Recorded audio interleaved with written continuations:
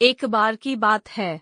एक बार एक अध्यापक एक संपन्न परिवार के शिष्य के साथ कहीं जा रहे थे, तो उस शिष्य को कुछ मजाक सूझी, क्योंकि उसको रास्ते में किसी गरीब मजदूर के जूते दिखाई दिए। उसने अध्यापक से कहा, गुरुजी, अगर हम इन जूतों को छुपा दे तो कितना मजा आएगा। देखते हैं कि मजदूर पर इसका क्या असर पड़ता है। अब उसको तो मजाक सूझ रहा था, लेकिन गुरुजी ने कहा कि नहीं, गरीब इंसान के साथ इस तरह का भद्दा मजाक करना ठीक नहीं है। उसने कहा, क्यों ना हम इन जूतों में कुछ सिक्के डाल दें और देखें कि इसका इस गरीब मजदूर पर क्या प्रभाव पड़ता है। उन्होंने ऐसा ही किया। जैसे ही मजदूर अपना काम करके लौटा और उसने एक पाँव अपने जूते में डाला, तो उसको कुछ कठोर सा महसूस हुआ। उसने अंदर हाथ डाला तो उसको कुछ सिक्के दिखाई दिए। वह थोड़ा आश्चर्य में अनुस्वार पड़ गया। आसपास किसी को देखा तो कोई भी दिखाई नहीं दिया।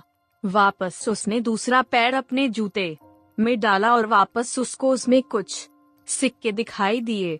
अब दोनों जूतों के सिक्कों को उसने अपने हाथों में रखा और प्रभु की तरफ इशारा किया।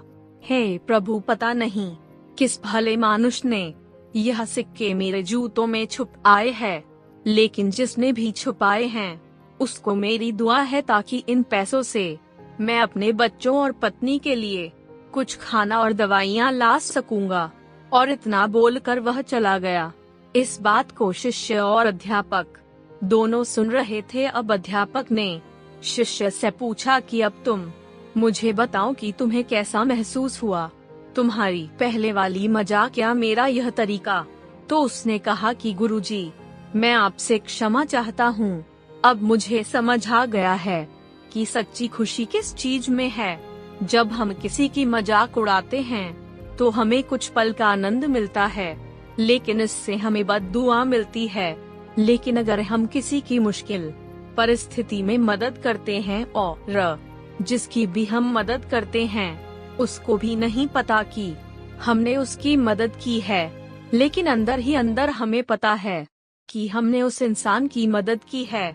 यही सच्ची खुशी है। जब हम दूसरों को खुशी देते हैं तो हमें सच्ची खुशी मिलती है।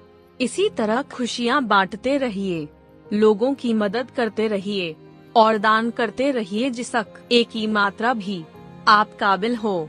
जितना भी आपसे बन पड़े दान करें, लेकिन दान जरूर करें।